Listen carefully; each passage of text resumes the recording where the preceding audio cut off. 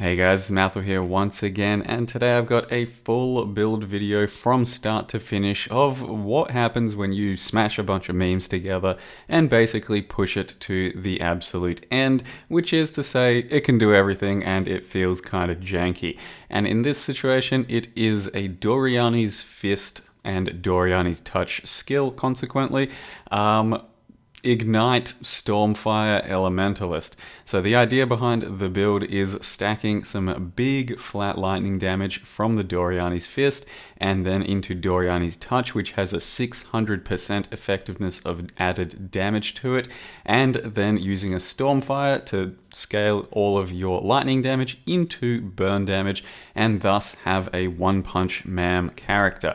So the idea is to then shield charge around, hopefully prolif everything with your shield charge and do good ignite damage that way, but every so often bring in the heavy hitters, the big guns, the Doryani's Touch, and slam down onto the enemies that need to be slammed. In the end, my shield charge was dealing something like 20,000 ignite damage, which is almost nothing, but it seems to be enough to clear maps, and then the Doryani's Touch actual attack itself was dealing about 400 to 600k ignite, really depending on what shock I had on the enemy, how good it was, but also how big of a hit, because the damage range on this beast is absolutely absurd.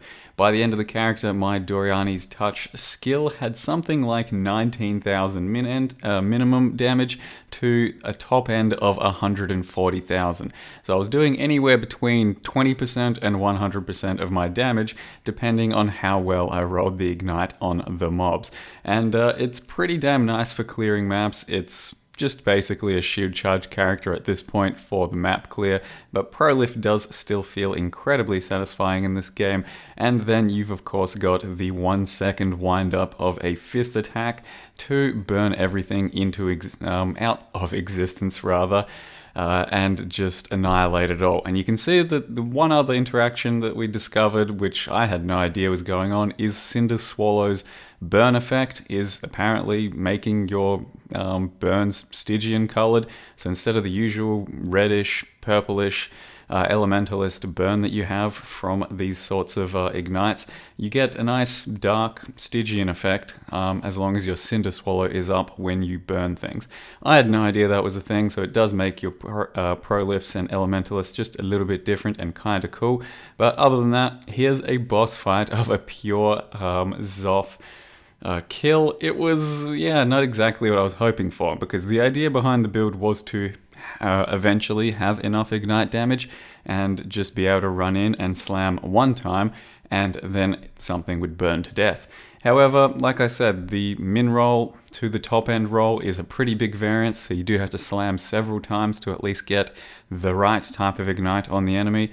But on top of that, the damage just really wasn't anything too special against the endgame sense. I was hoping it would go really, really high, and for some things it definitely felt really high, but once push comes to shove and you're doing the endgame bosses, something like 400 to 600k ignite is just about mediocre, and getting that 1 second attack off against some of these fights does become pretty brutal indeed. Against plenty of bosses it doesn't really matter, and a lot of guardians out there did fall pretty comfortably to this character, but there's not actually been too many situations where you build an ignite based character that is essentially melee. For the most part, just about every ignite character you're doing is a ranged, a spellcaster, something that's got that added layer of safety where you don't really have to go in. This character does have to shield charge in, it does have to proc its fortify, and it does have a 1 second wind up on its right click attack. So you have to really pick your battles, when you're going to wind up your damage and when you're going to actually take some risk. And that means you have to build a bit more defensively and a bit more uncomfortably in the playstyle on the endgame content. Whereas, let's say for example a Fireballer or a Burning Arrow character, which are two relatively good ignite characters I've done fairly recently, are just so much safer and have roughly the same amount of damage, so you're not really gaining anything out of doing this.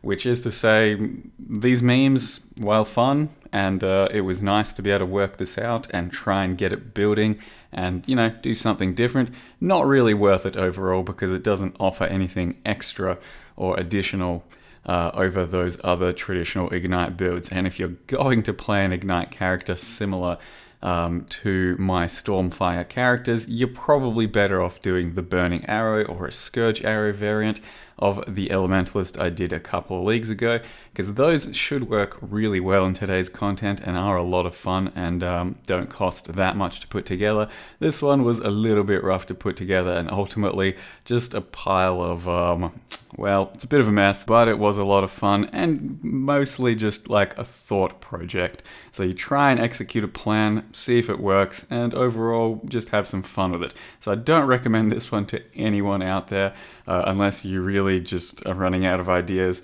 and think this, for some reason, looks like something you'd be interested in. But I do still want to go over the character for you to show you how I've built it. Maybe you can use some of the mechanics or some of the interactions in another build. And then, of course, I've got an Uber Elder kill, which is probably one of the most exciting Uber Elder kills I've done in a while, at the end of the video as well. It still is actually capable of killing Uber Elder. It's just a very tough encounter. So here's our character, One Fist Ma'am, as opposed to One Punch Man. It is an Elementalist, hit level 91, and it is built entirely around the Doryani's Fist Gauntlet. Now, the idea here is to scale, like I said, lots of flat lightning damage, because it starts out with quite a lot, and then convert it into burn damage through the Stormfire ring. It's as simple as your lightning damage can ignite, so once you have a large enough base of lightning damage and some good scaling for damage over time, you can then just focus on the burning damage with other fire damage modifiers. So the idea here is to then also use the Doryani's Touch attack, which does have a 600% effective damage multiplier, meaning any additional point of lightning damage is counted as 6 times to this skill. So in essence, this does start out with, instead of 2 to 600 lightning damage as a default attack on your Doryani's Fist, starts out with 1200 to 3600, which is pretty crazy to start with. And it still might not be enough, but you can build around this thing as flat hitting, just pure hard hitting stuff instead of ignite. I wanted to push the ignite to the limits, and here's where we are. This is roughly what the attack speed looks like on my character without using the faster attacks gem, and you can see it's a bit of a wind up and it does take some time. In the recent patch, they did change the damage effectiveness and also the attack speed on it, so it does attack slower, but it does hit much harder. And one other thing they changed is that it can't be evaded anymore, so you don't need a Lycosidae for this skill. You just go around with 0 accuracy and it will guarantee a hit. So you can still build it as, like I said, something like an Inquisitor or an Ascendant and go around trying to flat hit things without Stormfire. But I wanted to go just a little bit more hipster in my build this time around. So it's got the level 20 Doryani's Touch there built in. You just put your supports within the fist itself, and we've got burning damage, combustion, deadly ailments, and Ellie damage with attacks. And that just means I've got a lot of damage over time going there that you can see in the path of building. 480,000 damage ignite. Now that is not counting the shock that I have, which is probably about a 30% effectiveness. So at best, my ignite should be something like 600 or 700k. And then, like I said, Stormfire happens at level 80, which is a very high level for a build to start being enabled. So that is pretty annoying. But at level 80, your lightning damage can then ignite. And at that point, you're getting a lot more damage out of your build because your lightning damage ignites and all of a sudden a lot of your scaling starts going to work. And as well as that, Elemental Equilibrium works very well with this setup too. Every single time you are hitting something with lightning, which is all of our attacks, you are making them weak to fire, which is the burn damage that is then being done by your damage over time. And the initial hit and its resistances don't actually matter in these calculations, so it doesn't matter if they're strong against lightning resist at the time. So the Elemental Equilibrium does not mess around with your skill there. And that is how, if you want to go back and look at the Stormfire Burning Arrow character I did, it became a pretty good and successful Ignite Proliferator through these sorts of mechanics. So if you do want to do some Ignite Prolif, I do recommend putting Stormfire onto Scourge Arrow or Burning Arrow, stacking Flat Lightning, and going that route, but you can certainly do something like this and still get a decent enough character going, because the clear was fairly respectable and rather fun overall. We did have a 6-link shield charge for these purposes, so it was shield charge attached to additional accuracy, deadly ailments, fortify, faster attacks, and combustion, just so I can get a bit of extra ignite chance and then also some damage over time. And as well as that, it was used as a utility for fortify and faster attacks. Not the fastest shield charge in the world, but with your endurance, your frenzy charges and blood rage and your cinder swallow urn, then you could get a bit more attack speed and movement speed going, and it ended up working out pretty well for the clear, even though it's only got 20,000 damage over time. The only other real interesting thing in this build is Deity and Dawn. It says ignited enemies by an attack burn 35% faster, which is in essence a 35% DPS increase, because it just makes all of the damage you have condensed into a smaller window, and when you can reapply your burn at will, that does make it just a 35% damage increase, so it's pretty recommended to do in your attack-based ignite builds. The rest is pretty straightforward, just getting flat lightning and some elemental damage to attacks, plenty of that going around. And then of course I tried my hand at crafting an abyssal socket helm, so I did find a hollow fossil for the first time ever, and then tried to craft a helm with the scorched fossil, pristine and sanctified, using a 4-socket resonator. The first one completely whiffed, and this one happened to become probably one of the best helms I'd ever have crafted. And it's nice and all, but dual sockets don't actually do that much for my build, because you can only get one LE damage attack roll on it, lightning damage to attacks. There's no claws, swords, whatever, and it doesn't end up mattering too much in the end, but the helm is pretty insane, I will admit. That does bring me to the rest of my duels, basically just life and flat lightning. There's not that much you can really do, like I said, besides life, flat lightning, and of course a Watcher's Eye that has a lightning damage while using Wrath, because our reservation is Wrath, a War Banner, and Aspect of the Spider, of course, and they all do quite a lot for our build. War Banner, especially when you drop it after your 50 stacks, will get you a lot of attack speed and adrenaline, so that you can get your first big slam off and actually burn everything. Besides that, just got a shield that has Aspect of the Spider, lightning damage crafted onto it. The sockets over here are Blood Rage, Wrath, Flame Dash.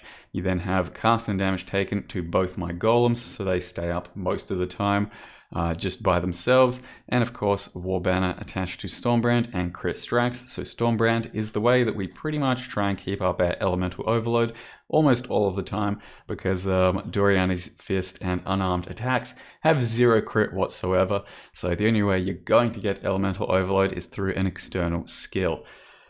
That's probably about all I need to mention for the character. As for the passive tree, you do start in a pretty weird way by taking nothing good and then going around and picking up lots of fire and lightning throughout the tree.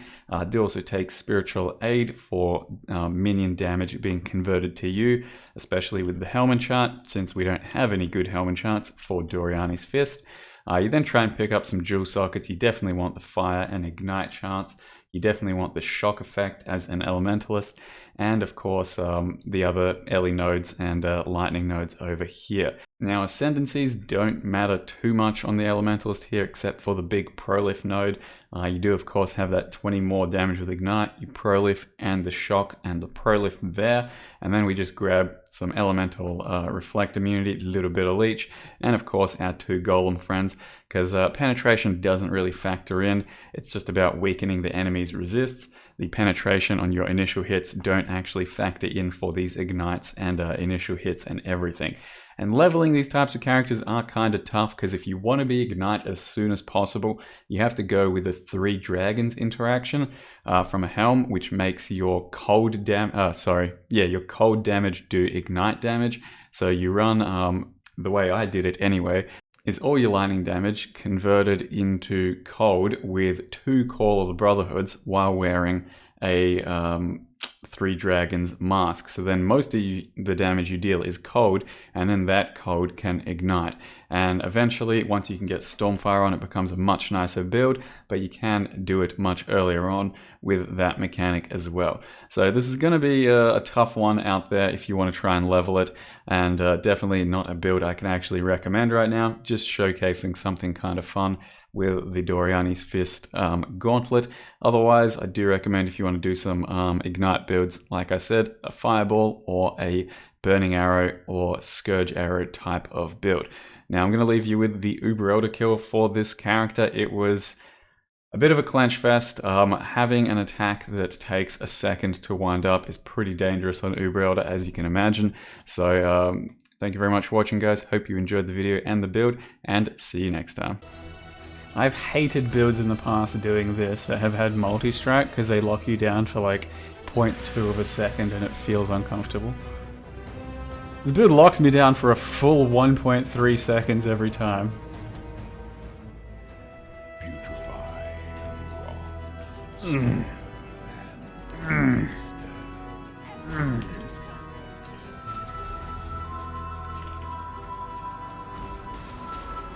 Oh god, the golem's bait attacks as well.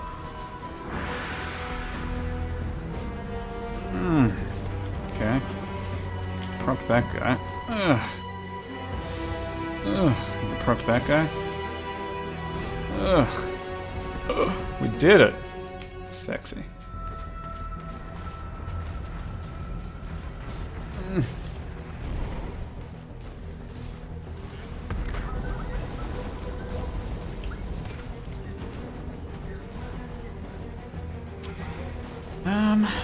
There should be a propagator somewhere soon. We need him to die. That's him there, I think. Okay, so... Oh no. Oh no, oh no. So now Shape is gonna do his... slow?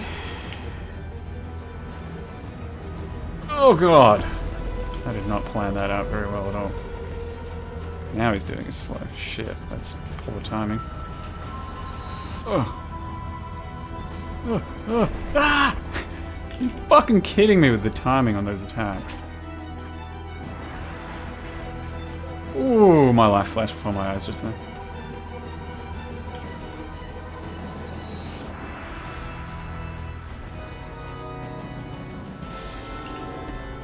As if that hit me! And then a name what, Zana? Did you fucking see that bullshittery? Nothing hit me, and then as I'm trying to run down, Zana's name locked, and I just fucking hump her leg. You know, let me just roll hardcore real quick while the game sucks that much balls. Why is she even targetable? What can I do with that?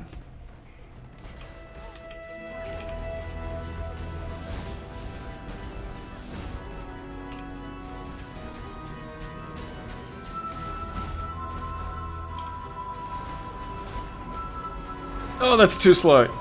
Oh no. Oh no, no, no, no, no, no, no, no, no, no, no. I forgot the explosion right at the last second.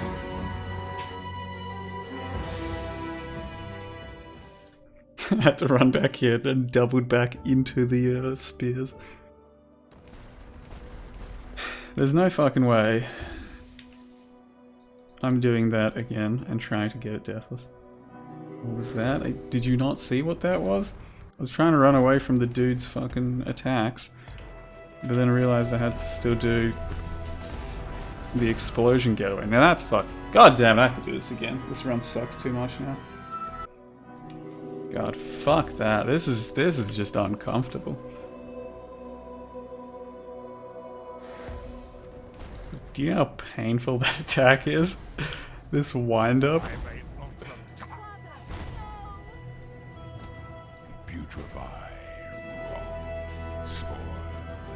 This is technically a melee build, right? Like I am fully completing the melee challenge here.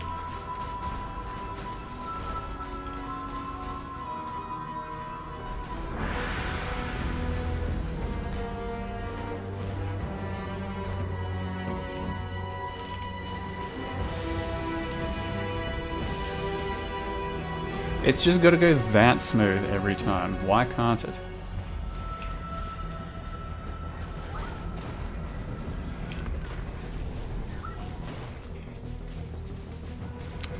Shit. Couldn't place that ball anywhere nicely.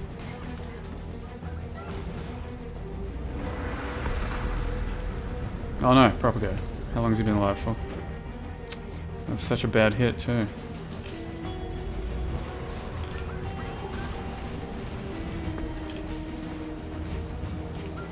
Oh boy.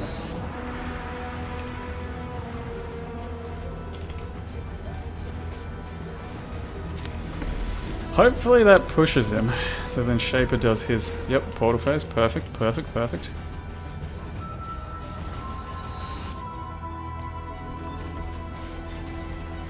Big slam.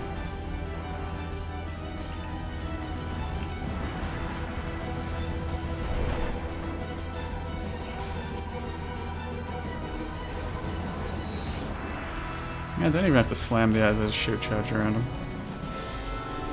That's good.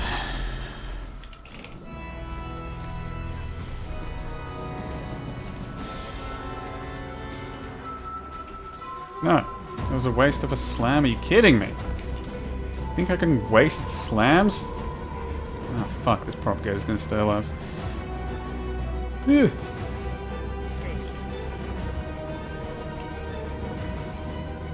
Fuck the propagator. Can't do anything about that. Oh god. Oh god. Oh, ah, ew, ah, ew, ah, ew. Did I chill him or some shit? That phase lasted so long. And does that count? I don't think it mattered.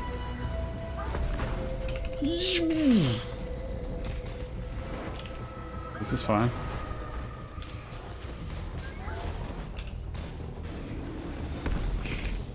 I have to actually bother with these propagators. Oh no! Stop doing everything.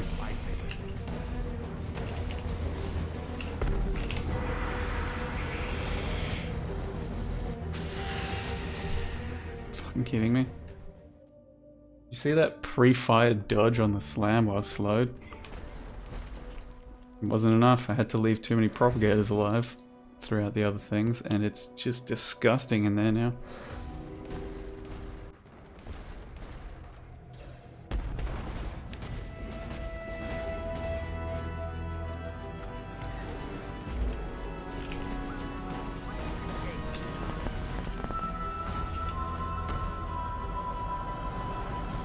How do I survive this area? Fucking Shape is so healthy right now.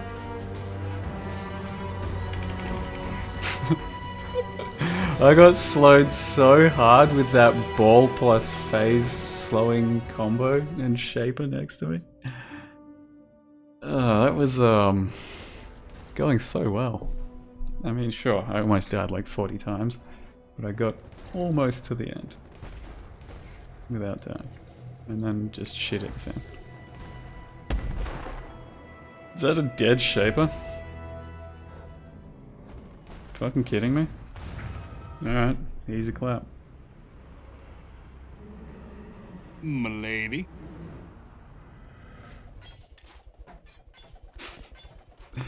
Didn't even need my hands on the keyboard to finish that. I mean, if that's not a good build, I don't know what is.